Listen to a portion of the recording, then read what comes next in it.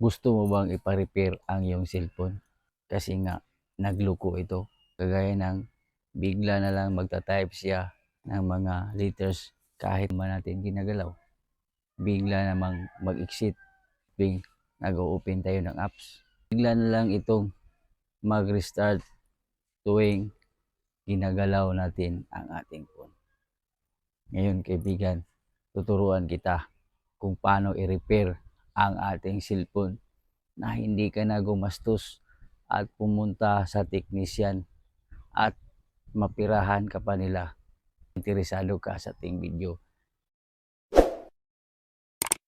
sa tabi ng pangalan ko para lagi kang updated sa bago nating video.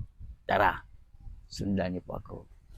Una mo lang gawin kaibigan ay open ang iyong Google Play Store. Mag-download lang tayo ng apps na pang-repair sa ating phone. Ita-type mo lang dito sa search engine ang ganito na pagka-type kaibigan, system and software repair. At ganito na logo kaibigan na apps. Tingnan natin. Talagang magaling ang apps na to kaibigan. With 4.7 ratings, talagang almost 5 star na.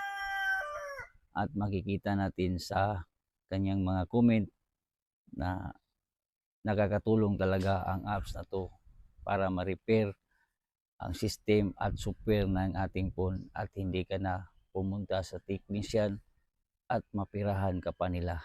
Sa akin, naka-install na to kaibigan kasi nga mahalaga ito sa cellphone ko. At ganoon din sa inyo, i-install nyo din itong na app. Ganito na logo kaibigan. I-open ko lang. At dito makikita natin ang una, repair system. Check your entire system. Then, mayroon din itong apps, updater. Pwedeng ma-update ang yung mga apps to kaibigan. At ito pa nakapaganda, remover ng mga empty folder. I-check niya yun at talagang ma-delete ito kaibigan. At dito rin nakalagay ang iyong info ng iyong phone kung urig ba ito o hindi. Malalaman mo dito pag nilagay mo ang apps na to. At para ma-repair ang software ng ating phone at hindi na magloko, tap natin itong check your entire system. At ito nga, itap lang natin itong start repair.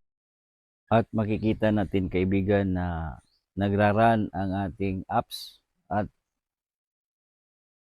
talagang may system repairing siya kaibigan yan. Ini-scan niya yung mga apps na nasa yung phone at tinatanggal niya yung mga hindi na magamit. Yan. Antayan na natin mag 100%.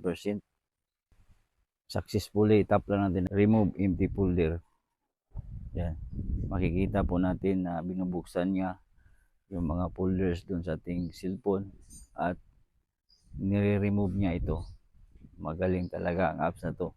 Gamit ko to kaibigan kasi nga palagi ako nagbablog at palagi ako nagdi-delete ng mga photos at talagang i-delete niya. Yan. Tingnan mo kaibigan, iba legit na app na to. Yung mga nagta-type tayo at bigla na lang mag-exit, gawin yun sa inyong phone. Okay, no empty folder. Finish din. Okay talaga ang apps ito kaibigan. Huwag kalimutang i-share ang ating video. Maraming salamat. God bless at ingat ang lahat.